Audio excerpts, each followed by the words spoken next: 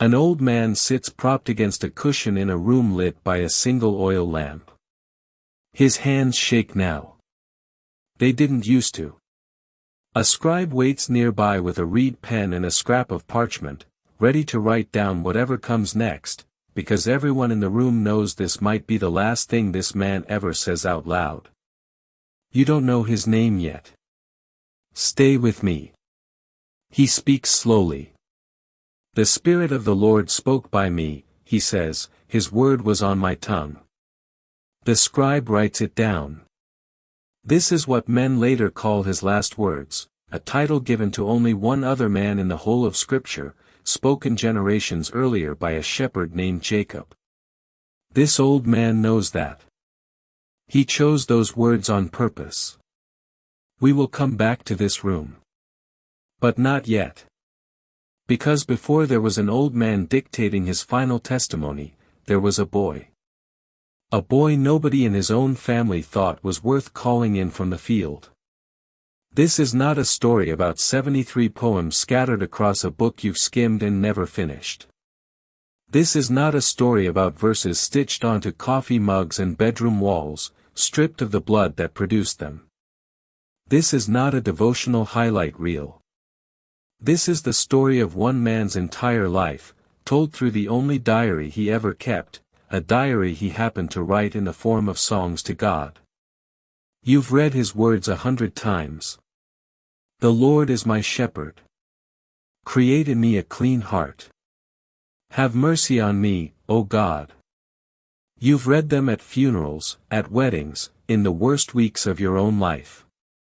But you've probably never read them in order, never walked, year by year, wound by wound, through the actual nights that produced them. Tonight we do that.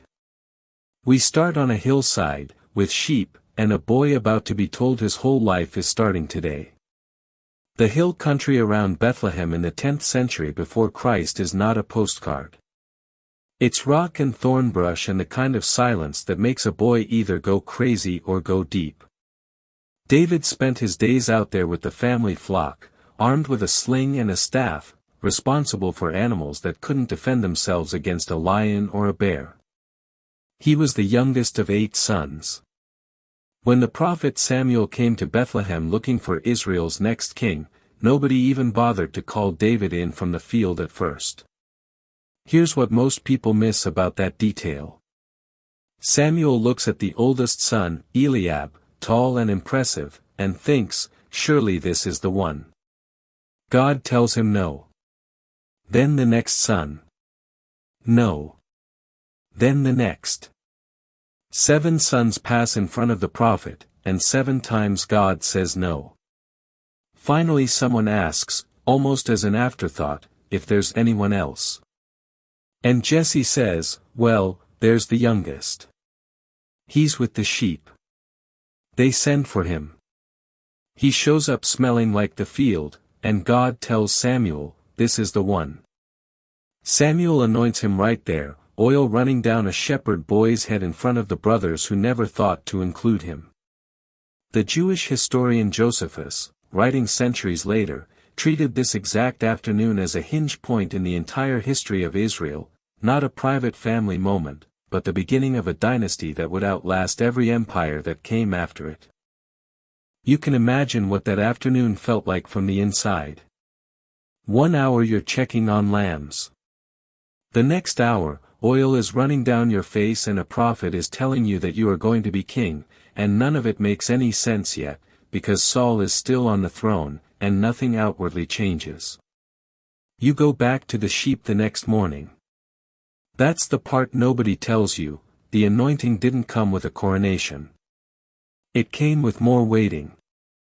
But something did change in David during those quiet years with the flock, something you can still feel if you know where to look. Long before he was famous for a giant or a throne or a scandal, David was a shepherd who watched over animals that could not protect themselves, who walked them through valleys where wolves waited in the dark, who counted them at night to make sure none were missing. And when he later wrote the line "The Lord is my shepherd, I shall not want," he wasn't reaching for a pretty metaphor he'd heard in synagogue. He was describing his own job, turned upside down. He knew exactly what it cost a shepherd to keep a flock safe. And he was saying, "That's what God has been doing for me." That's the 23rd Psalm. Not a nursery rhyme. A field report, written by someone who'd actually walked the valley. You've probably said the words 100 times without once asking what it cost a real shepherd to walk his flock through a valley at night. Now you know. But the shepherd years didn't last. Word got out that a giant named Goliath had fallen to a boy with a sling, and Saul, the very king who should have loved having a hero like that, began to see David as a threat instead. What started as jealousy became obsession. Saul threw a spear at David in his own house. He sent soldiers to David's door in the middle of the night. And for the better part of a decade, the anointed future king of Israel lived as a fugitive, sleeping in caves, running from the army of the man he was supposed to succeed. One of those caves was at a place called Engedi, near the Dead Sea, where the rock is riddled with hollows big enough to hide an army. Saul, without knowing it, walked into the very cave where David and his men were hiding. David's men whispered that this was the moment, that God had delivered Saul into his hand. David crept forward in the dark and cut off a corner of Saul's robe. And then he stopped himself from going any further. He wouldn't kill the Lord's anointed, even the anointed who was trying to kill him. Think about that for a second. You're finally holding the one advantage you've waited years for, and you let it go on principle. That's the man writing the psalm you're about to hear. Pay attention to this, because it's easy to miss. This is the same period when David wrote a psalm carrying the heading, A Psalm of David, when he fled from Saul in the cave. Listen to how it opens. Have mercy on me, O God, have mercy on me, for in you my soul takes refuge. In the shadow of your wings I will take refuge until the disaster has passed. This wasn't written afterward, safe, looking back with relief. This was written mid-flight. Written in the dark. Written by a man who genuinely did not know if he would live to see morning, hiding in the very rock formation where the story was happening. The shepherd had become a fugitive. And the songs kept coming anyway. So far, every song you've heard about came out of fear. Not comfort. Not a quiet afternoon of reflection. A shepherd boy anointed and then forgotten. A fugitive hiding in a hole in the ground from a king who wanted him dead.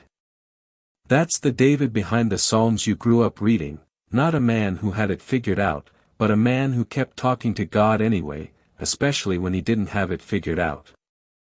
If you're finding this walk through David's life useful, hit subscribe now, because what's coming next is the part of the story most churches skip over entirely, the part where this same man, now sitting on the throne he waited so long for, does something that should have ended everything.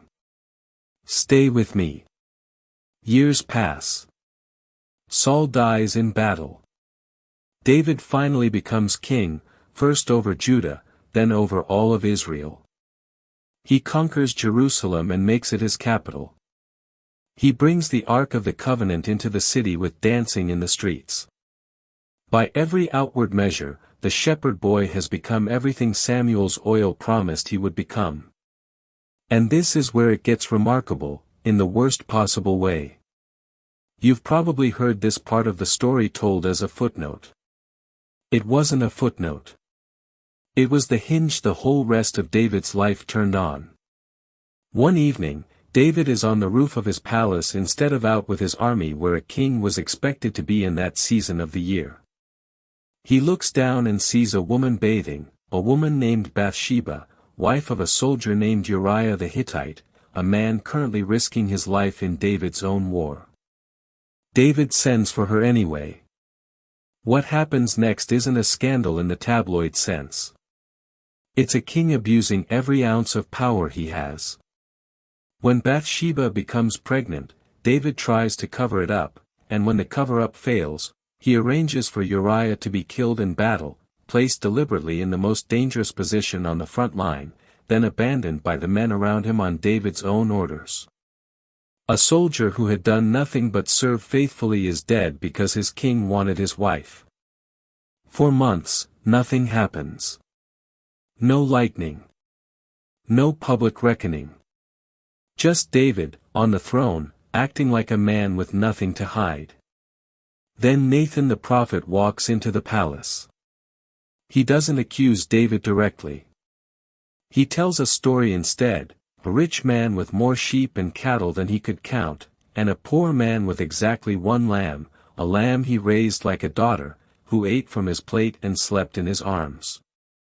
A traveler comes to visit the rich man, and instead of taking one of his own animals to feed his guest, the rich man takes the poor man's only lamb and serves it for dinner. David is furious. He tells Nathan the man who did this deserves to die. And Nathan looks at the king and says 4 words that end everything. Thou art the man. Here's the part nobody tells you about what happens in the silence after that sentence. David doesn't call for guards. He doesn't have Nathan executed for treason, which he absolutely had the power to do. He says 5 words instead. I have sinned against the Lord. This is not a story about a scandal that made the news for a season and faded. This is not a story about a king who got caught and managed his image afterward. This is a story about what a man does with his own guilt when there's nowhere left to hide it, and what David does with his is write it down. The psalm that comes out of this moment carries a heading that names the exact event, a psalm of David, when Nathan the prophet came to him, after he had gone into Bathsheba. It opens with no excuses. Have mercy on me, O God, according to your steadfast love. Blot out my transgressions. Wash me thoroughly from my iniquity. Notice the Hebrew word behind blot out. It's nasa, and it literally means to lift, to carry away. The image isn't erasing a mistake off a page, it's picking up a weight and physically removing it from where it's sitting. David isn't asking God to pretend nothing happened. He's asking God to carry something off his back that he cannot lift himself. And later in the same psalm, David writes, Create in me a clean heart, O God, and renew a right spirit within me. The word behind spirit there is ruach, the same word used at the very beginning of Genesis, for the breath of God moving over the waters before anything existed. David isn't asking for a slightly improved version of himself. He's asking for the same kind of recreation that happened at the start of the world. You don't write words like that from a place of comfortable religion. You write them at the bottom. If you've ever had to look at what you did without a single excuse left to hide behind, you already know how heavy that room feels. David wrote his way out of it instead of drowning in it. You can do the same thing with whatever you're carrying right now. God forgives David. The psalm makes that clear. But forgiveness doesn't erase consequence, and Nathan tells David something else that day, something easy to skip past, that the sword would never leave his house. What follows in the coming years is the slow, grinding fulfillment of that warning, and it comes through the son David loved most. His name is Absalom. Beautiful, David's people said, without blemish from the sole of his foot to the crown of his head. Charismatic in the way certain people just are, the kind who can walk into a room and make everyone else feel like they've been waiting their whole life to meet him. And underneath all of it, furious at his father for reasons that trace back years, to a violence done against his sister that David never properly addressed. You can probably picture the type, even now. Someone likable enough that you'd never see the resentment coming until it's already cost you something. That fury doesn't stay quiet forever. Absalom spends years positioning himself at the city gate, greeting every person who comes to Jerusalem with a grievance, telling each one, if only I were judge in the land, I would see that you got justice. Slowly, deliberately, he steals the hearts of Israel out from under his own father.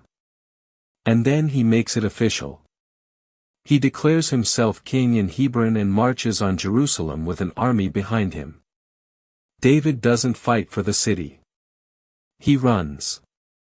The king who once faced down Goliath, who once hid in caves from Saul and lived to take the throne, now walks out of his own capital on foot, weeping, his head covered, climbing the Mount of Olives barefoot with everyone who is still loyal to him trailing behind.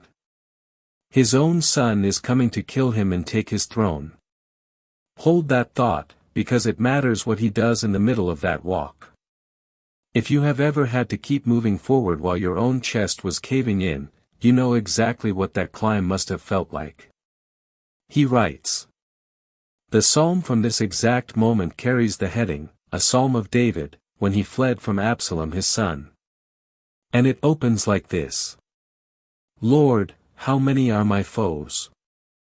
How many rise up against me? Many are saying of me, God will not save him. But you, Lord, are a shield around me. You lift up my head. Read that again slowly. This is a father, betrayed by his own child, hunted through the same hills he once hunted through as a young man running from Saul, and instead of falling apart in silence, he does the only thing he has ever known how to do with pain. He hands it to God in writing, in real time, before he even knows how the story ends. Now watch what happens next, because this is the highest cost in the entire arc. The two armies meet in the forest of Ephraim. David, staying back at the request of his men, gives one order before the battle begins. Deal gently, he says, for my sake, with the young man Absalom. His men hear it.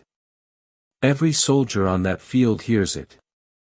And it makes no difference, because in the middle of the fighting, Absalom's hair gets caught in the branches of a great oak tree, his mule keeps running out from under him, and he's left hanging there, helpless, until Joab, David's own commander, finds him and kills him against the king's direct order. A messenger runs to tell David the battle is won. David doesn't ask about the victory. He asks one question. Is it well with the young man, with Absalom? And when the answer comes, David goes up to the chamber over the gate and weeps, and as he weeps he says the words that have outlived every battle he ever won. Oh my son Absalom, my son Absalom. Would I had died instead of you, O Absalom, my son, my son. There is no psalm heading for this exact moment. Some griefs don't come with a title. But if you've ever lain awake at 3 a.m, unable to sleep, finally honest for the first time all day about what you actually feel instead of what you're supposed to feel, you already understand the kind of prayer David couldn't stop praying even now, even here, even after everything. Which brings us back to the room where we started. An old man, propped against a cushion, dictating what history will call his last words. You know who he is now. This is David, the boy from the hillside, the fugitive from the cave, the king who fell, the father who buried a son he still loved even after that son tried to kill him. Decades of it are behind him now. And in that final testimony, he doesn't talk about the throne, or the battles, or even the guilt. He talks about the Spirit of the Lord speaking through him, the same Spirit that was on him the day the oil ran down his face as a boy who still smelled like the field. The shepherd never really stopped being a shepherd. He just kept following, all the way to the end. So what do you do with a life like that? A shepherd, a fugitive, a king, an adulterer, a penitent, a grieving father, an old man still writing to God with his last breath. There's one more thing worth sitting with before you go. First, David's songs were never written as timeless devotionals meant to sound nice on a wall.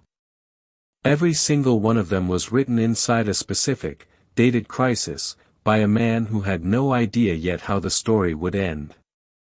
The comfort you find in them isn't manufactured. It's borrowed from someone who was actually bleeding when he wrote it. Second, and this is the part that should sit with you a little longer than the first one. Whatever season you're in right now, David has already been there and already prayed about it, in language raw enough that it made it into scripture without being cleaned up first. Betrayed by someone you trusted.